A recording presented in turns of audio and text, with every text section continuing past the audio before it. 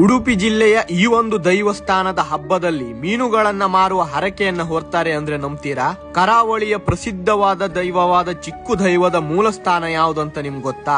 ಅದೇ ಕುಂದಾಪುರ ತಾಲೂಕಿನ ಹಾಲಾಡಿಯ ವರಾಹಿ ನದಿ ತಟದಲ್ಲಿ ರಸ್ತೆಯ ಅಕ್ಕಪಕ್ಕದಲ್ಲಿ ನೆಲೆಸಿರುವ ಆದಿಮರಳು ಚಿಕ್ಕು ಮತ್ತು ಮರಳು ಚಿಕ್ಕು ದೈವಸ್ಥಾನವಾಗಿದೆ. ಇಲ್ಲಿರುವ ಆದಿಮರಳು ಚಿಕ್ಕು ದೈವಸ್ಥಾನವು ಸಾವಿರಾರು ವರ್ಷಗಳ ಇತಿಹಾಸವಿದ್ದು ಚಿಕ್ಕು ದೈವದ ಮೂಲ ಸ್ಥಾನವಾಗಿದೆ.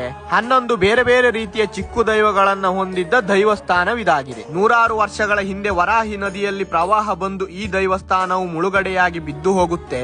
ನಂತರ ಚಿಕ್ಕು ದೈವವನ್ನ ನಂಬಿದ ಭಕ್ತರು ಬೇರೆ ಬೇರೆ ಕಡೆಯಲ್ಲಿ ದೈವಸ್ಥಾನವನ್ನ ನಿರ್ಮಿಸಿಕೊಳ್ತಾರೆ. ಪ್ರವಾಹದಲ್ಲಿ ಮುಳುಗಡೆಯಾಗಿ ಬಿದ್ದು ಹೋಗಿದ್ದ ದೈವಸ್ಥಾನದ ಮೂರ್ತಿಯೊಂದು ಹೊಳೆಯಲ್ಲಿ ತೇಲಿಕೊಂಡು ಹೋಗುವಾಗ ಕುಂದಾಪುರ ಮತ್ತು ಗಂಗೊಳ್ಳಿಯ ಹೊಳೆಯ ಭಾಗದಲ್ಲಿ ಕಾರ್ವಿ ಸಮುದಾಯದವರಿಗೆ ಸಿಗುತ್ತೆ. ಇದೊಂದು ಕೇವಲ ಮರದ ತುಂಡು ಆಗಿರಬಹುದೆಂದು ಭಾವಿಸಿ ಒಡೆದು ಚಕ್ಕೆಯನ್ನಾಗಿ ಉಪಯೋಗಿಸುತ್ತಾರೆ.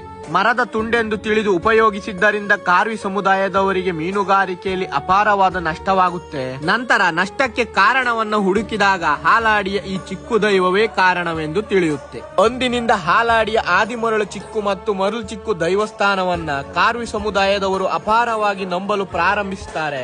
ಮೀನುಗಾರಿಕೆಯಲ್ಲಿ ಒಳ್ಳೆಯ ಅಭಿವೃದ್ಧಿಯಾಗಲೆಂದು ಇಲ್ಲಿಯ ಹಬ್ಬದಲ್ಲಿ ಮೀನುಗಳನ್ನ ಮಾರುವ ಹರಕೆಯನ್ನ ಹೊರ್ತಾರೆ. ಮರಳು ಚಿಕ್ಕು ಪ್ರಧಾನವಾಗಿರುವ ಕ್ಷೇತ್ರಗಳಲ್ಲಿ ಪ್ರಪ್ರಥಮವಾಗಿ ಸೇವೆ ನಡೆಯುವ ಕ್ಷೇತ್ರವಿದಾಗಿದ್ದು ಬಾರ್ದನಗಳಲ್ಲೂ ಮರಳು ಚಿಕ್ಕು ದೈವ ನೆಲೆಸಿದ ಬಗ್ಗೆ ಉಲ್ಲೇಖವಿದೆ.